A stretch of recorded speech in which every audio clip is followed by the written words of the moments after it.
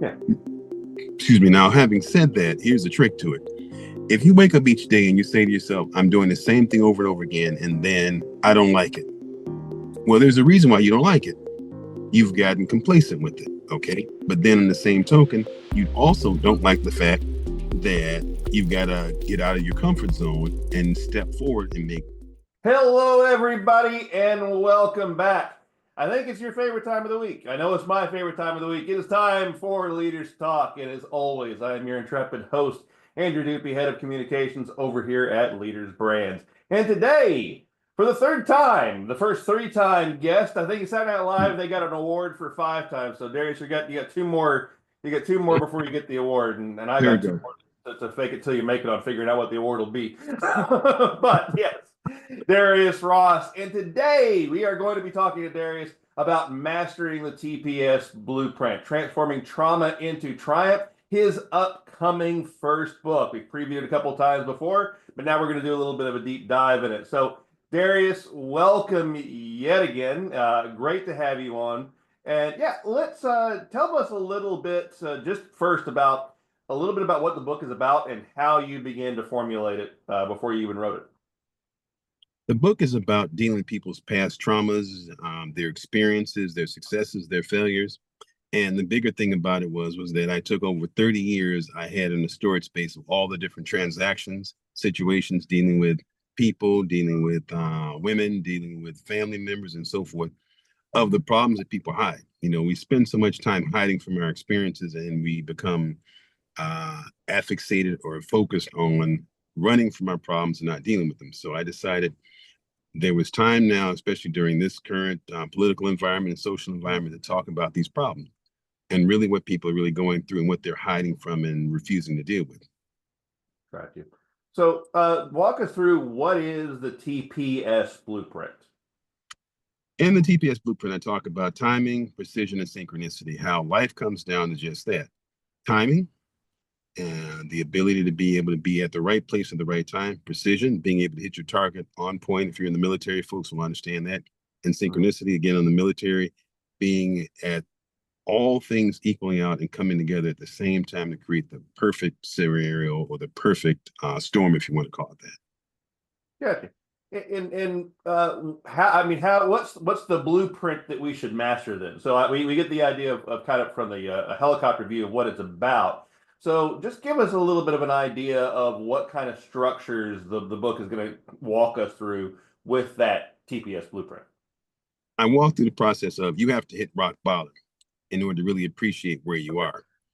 So often you spend so much time basically dealing in life and you're just rolling through life and, just rolling through and things are just happening and just happening. And what I discuss now is that when you actually hit rock bottom, you're looking up, and whether you're a religious person or not, you're looking up to God going, why me? And the question becomes, why not you? What are you doing that makes things go wrong? What are you doing that life is not fitting its proper structure? And more importantly speaking, what are you finding out that things are not matching? I use the perspective of even the romantic part of it. And I'm talking there about there are some men that find the perfect woman, but they don't find the ability to be able to understand what to do with that perfect woman. There are some women that find the perfect man, but they don't have the skill set to understand how to deal with the perfect man. So it's just like reprogramming your mind, reprogramming the structures of what you go through, and understanding all the vehicles that go wrong and all the vehicles that go right if you can turn around and put that blueprint in place. It's just like, when Right. you're developing. So what kind of caused you to start to develop this? Just to step back a little bit and understand your perspective from it. What are some of the things that you saw that started to make you actually think that this was a good idea to put together some kind of new blueprint for people to start following? There's a word, and this is an adult show, so I can say it. It's called the ups, otherwise known as the fuck ups. How often you go through life and you keep on doing the same thing over and over again, and it's a recipe for failure. Wake up and realize, okay, if this is not getting right and I'm not hitting my mark and I'm not on point, and for whatever reason I can't seem to get what I need to get, why is that? The problem is not the problem. You're the problem because you're not looking at the situation. And so the book was based upon me looking at all these people going through these struggles and going, okay, you're trying to find the right mate. Maybe you're not the right match because you haven't reached that point yet. What if you're finding the wrong job? Maybe you got the right skills, but the wrong job. What if you're an entrepreneur and you've got this perfect product? Maybe you don't understand how to sell it. Same situation. It's like, is it the problem or are you the problem? Right. And actually, that's one of the things I like when I was reading the book.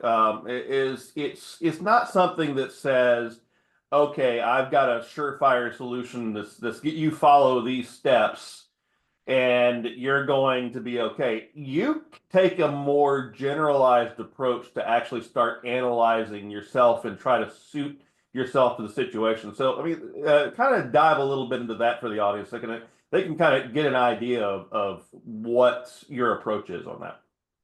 And deal with things like, for example, family trauma. Okay. If you realize, and I mean, I had it in my own family, if I realize there are traumas that are going on, for example, if my father had issues with addiction of medication, prescription medication. Yeah. And one of the things I realized is I won't even take a Tylenol in those cases because I realized it was there. Other families also had their curses that they had family curses where there was something that was going on with the mechanics of financials. And Hmm. every generation was coming up short. Nobody financially kept money. So I would say the same thing. It's like, okay, when you start looking at these situations and circumstances and start realizing, well, we keep on being broke. Why is that? Each generation is not breaking away and saying, okay, we need insurance. A Yeah. method of we need insurance. So it's like looking at the situation and realizing where the problems are. It's something as simple as you're not looking at what's going on. So you keep repeating the same thing generation to generation. That's a generational curse I talk about. Right. Yeah. And you talk a little bit too about the generational curse. We can connect these two a little bit, and also about why we kind of fall naturally into mediocrity, and that mediocrity is kind of a comfort zone. I think you have almost an entire chapter on that. So, I mean, talk a little bit about that, and then we can kind of see how that might actually kind of be one of the central problems that people have. Nobody wants to be number one on purpose. That's a strange statement I say, but nobody wants to be number one on Yeah, purpose. that was very interesting. Yeah, a lot of people would disagree with you on that. So But see, let me throw a curveball at you as to why they disagree. yeah, I know there are a lot of people that will disagree with you on that. Until you become number one in your industry, until you Right. become number one in sports, until you become number one at if you're a guy that has all the girls, it's the hate that comes with it. It's the Mhm. detractors. It's the people that are looking for, and Notorious B.I.G. said they pray for my downfall. People are waiting for you to fall. They're looking at something to go wrong. They're even creating landmines for something to go wrong. So when people say they want to be number one, no, you don't, because there comes a certain discipline that comes with that. There comes a certain, say, performance level that comes with that. When Yeah. you look at something as simple as the United States and Russia, okay, you might have more weapons, but who gets talked about more in the media? You get everything you need, but you're constantly being talked about. You're constantly the Right. bad guy. So that's the problem. Who really wants to be number one when it comes with the detractions, the hate, the drama? Right. And Yeah. mediocrity rolls into that because it's easy to be someone that nobody notices. It's easy to be someone that nobody talks about. Yeah. Like the lead follow and get out of the way, and there's people that just naturally will want to get out of the way. Mm-hmm. So, I mean, how much of a problem is that for people? I mean, I know some people like that kind of life and may actually kind of be comfortable in that kind of life. But I mean, what are some ways that you can kind of break out of that, even if you have that as a comfort zone and don't have a lot of desire to push much past that? Discipline. Do you Right. have the discipline to prepare yourself to change that mediocrity to a level of success? Yeah. Excuse me. Now, having said that, here's the trick to it. If you wake up each day and you say to yourself, I'm doing the same thing over and over again, and then I don't like it. Well, there's a reason why you don't like it. You've gotten complacent with it. Okay. But then in the same token, you also don't like the fact that you've got to get out of your comfort zone and step forward and make steps and take steps to change. Well, that means you got to reprogram your mind. Are you prepared to reprogram your mind to alter the things that are happening? In most cases, it becomes a difficult thing because reprogramming means that you've got to look at things from a different light. You have to approach it differently. You have to think differently. You have to act differently. And I use this one simple thing, that people have when they achieve success. I say it this way: when your zip code changes, when your decimals change, everything has to change. And that's a hard thing. People want to still continue to be mediocre because they still want to stay with the same type of people because it's Right. easy. There's no stress. There's no drama. There's no real, how do I want to put it, uncomfortability because you know the people you're dealing with. You go and you change your dynamics, it gets uncomfortable because now you have to grow. And that's a big thing. You don't want to grow. Right. Yeah. And you also talk a little bit in the book and connected to this, and it just immediately comes to my mind. People sometimes also make the mistake of when they're trying to do that kind of self-improvement, they take too much. They go too far. It's like, for example, someone who decides they're going to get in on an exercise regimen to lose weight. They automatically throw it on. I'm going to run 10 miles a day. I'm going to be on the cardio bike for an hour. I'm going to push myself, push myself, push myself. But then it becomes so uncomfortable that it breaks. So let's look at that. I mean, what do you feel like people set unrealistic goals too often, and that may be one of the reasons that people fail to break out of mediocrity? I call it Cinderella syndrome. Yeah. And in the Cinderella syndrome, that comes with women when they're looking at the ideal man, for example. They're going, I want to have the top 10 things. But if you got the top 10 things, are you the top 10? Okay. Yeah. You're asking for something that you can't even deliver on. So it's the same thing when it comes down to the exercise routine. If you're 500 pounds, you're not going to lose 300 pounds in 1 week. You're not going to lose it in 6 months. You're not going to lose it in a year. It's steps, 10 pounds, 20 pounds, 30 pounds, just gradually graduating. But you have the mindset to say that you will take the time out to look at and appreciate every step of the goal. Because Mm-hmm. every step is a progressive step. Can you turn around and take those wins? I mean, I've done it myself with taking the Ozempic, taking it from 280 pounds down to 240. Now, 240 is like I've been stalemated there, but I realize it's still a win because now I'm healthier. It's not a matter of dealing with being winded. It's not a matter of walking down the street and feeling as though, dang, I'm exhausted. It's a win. And I'm accepting the win. It's like, okay, 240 may take me to 235. Each step is a win. People have to realize that you can't do it overnight. It's a step. Yeah. And that's where discipline comes in because Mm-hmm. if you can establish a routine of discipline of smaller steps, you build up to the bigger ones. Correct. Yeah. Which goes back to the same thing I just said about the Cinderella syndrome.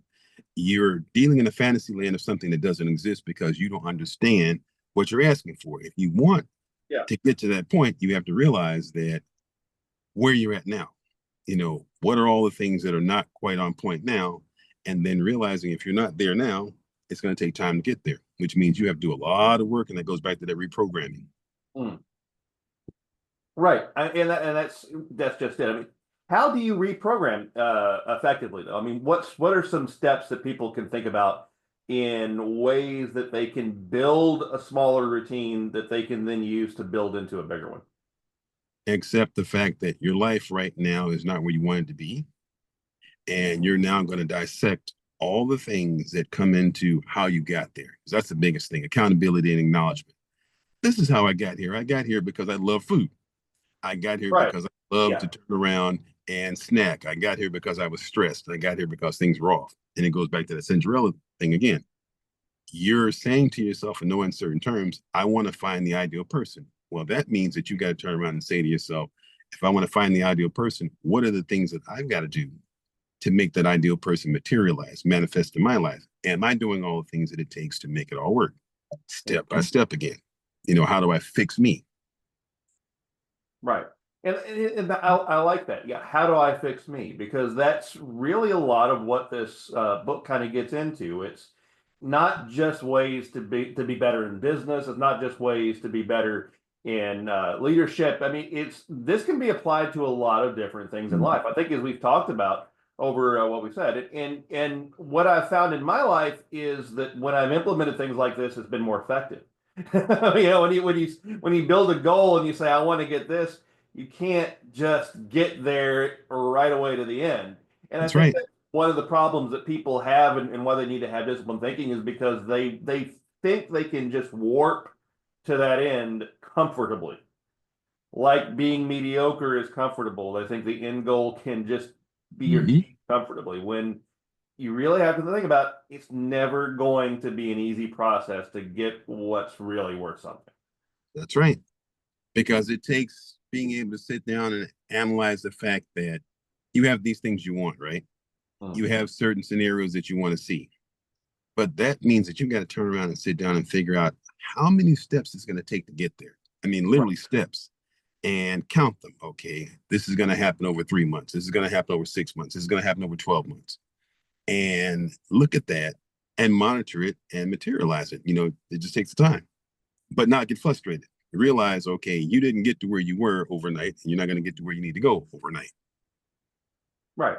And I think that one of the reasons I like that this book is coming out and that these kind of ideas are going to be out there, I think we get a lot of noise from the other side that says, "Oh yeah, you can achieve it," and just overnight. And people see the very few little rare slice of people, the fraction of a percent where it happened.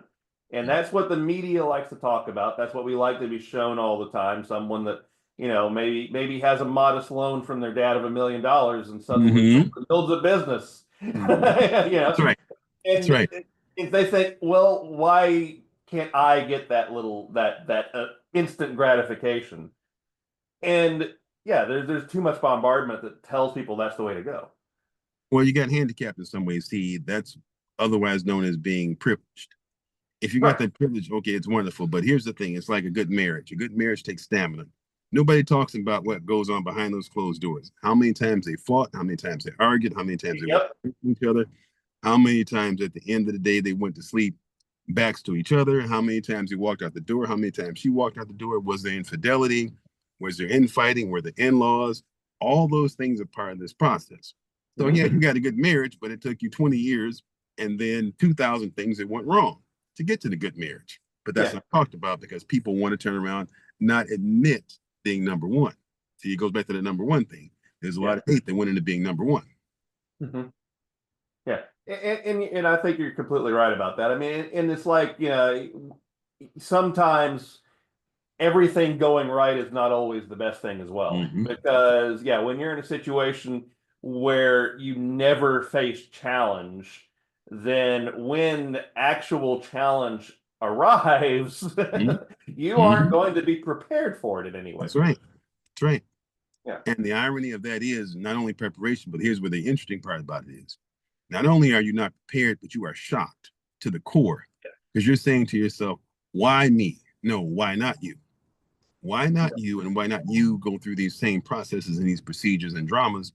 Because guess what? There's no such thing as pain without gain. If you look at it and figure out, okay, in order for you to become the most attuned athlete at the top of your game, how many times did Jordan break something, hurt something, get injured? Kobe, the whole 9 yards. They became top athletes, but they took losses. People don't want to accept the losses come from success. Adversity is part of success. Drama is part of success. Just the way it is.